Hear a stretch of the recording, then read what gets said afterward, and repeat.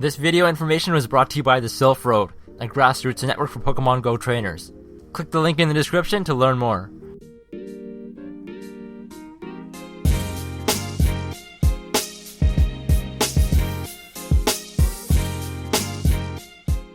So hey guys, Pokemon Go just had a major app update. It's now at version 0.25.0 and we have a lot of new things to look into, so let's just get into it.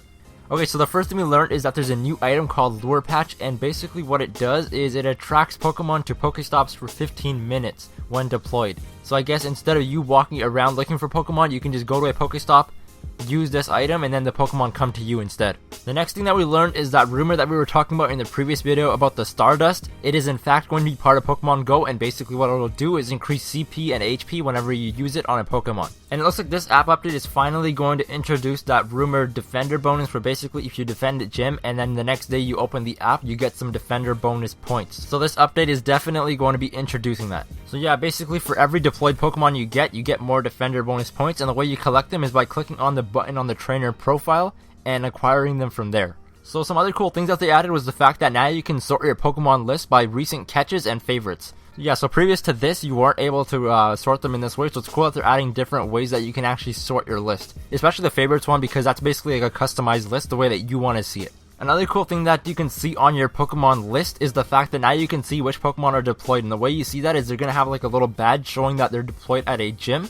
So you know which Pokemon that you actually have with you, and ones that are actually in the wild where the gyms are. This mechanic is going to prove helpful, especially once the trading mechanic gets put into Pokemon Go, because now you'll be able to see which Pokemon you actually have available with you to trade compared to ones that are in the gyms. Okay, so this update also brings a number of badges, so some of them include number of deployed Pokemon, attacks 1, defenses 1, and some other ones, but I highly recommend you guys go check out the Silph Road list to actually get the full list of all the badges. But yeah, they definitely added more badges with this update. So another cool, weird, and interesting thing that we found in this update was the fact that now Pokemon can have relative sizes. So basically, whenever you catch a Pokemon in the profile Pokemon page, you'll see their sizes listed as like extra small, large, extra large, stuff like that, on top of their actual weight and height stats. Okay, so this next one's a little technical, so I'm going to try to explain it the best I can. So basically, the CP arc that you see on top of Pokemon have limits based on the level that your trainer is at.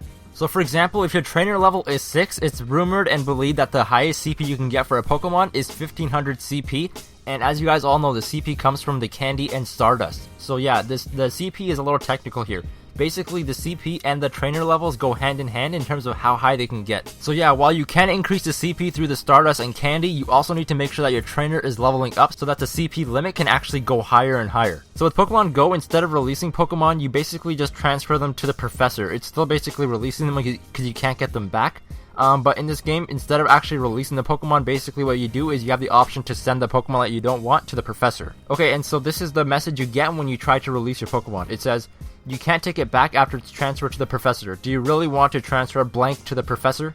So yeah, they seem to avoid this term of releasing a Pokemon, even though basically what happens is you do release them because you never get them back. However, releasing a Pokemon and actually giving it to the Professor does have its perks, and that is that you get 1 candy for doing so. And we have to remember that candy only works on the type of Pokemon that you get it from. So basically, if you were to release a Bulbasaur, you'd get a candy for another Bulbasaur, Ivysaur, or Venusaur. It has to stay in that family group, so you can't use a candy on a separate Pokemon.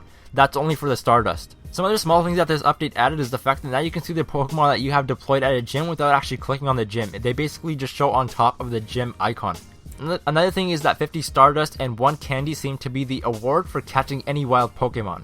So on top of the XP for your Pokemon trainer's level, you also get these for your actual Pokemon to level up. So in terms of battling, the dodging mechanic was updated just a little bit, so now if your dodge was successful, or if the person that is attacking you dodged successfully, you actually see text on the screen saying that. Another cool thing is that the weaker Pokemon who train with other Pokemon actually get more prestige and XP compared to really high level Pokemon training with other Pokemon that are maybe a little weaker than them. And finally, hatching eggs has its own rewards, because apparently you get around 1000 Stardust points after hatching an egg. And remember, Stardust is really crucial for powering and leveling up your Pokemon. One thing I forgot to add in the beginning of the video was the whole new item of Lure Patch. Basically, it's an in-app purchase, so if you actually want to use it, you gotta actually use your own money to get it. I personally don't mind this because it doesn't actually affect the whole experience of the game. It just allows people who don't really want to walk around and see Pokemon catch Pokemon in a much easier way. So yeah guys, this was everything that we learned basically from this app update. They introduced a bunch of new mechanics. Hopefully we're really close to that whole trading mechanic, because that still has to be put in there. But I do like the fact that they separated the trainer level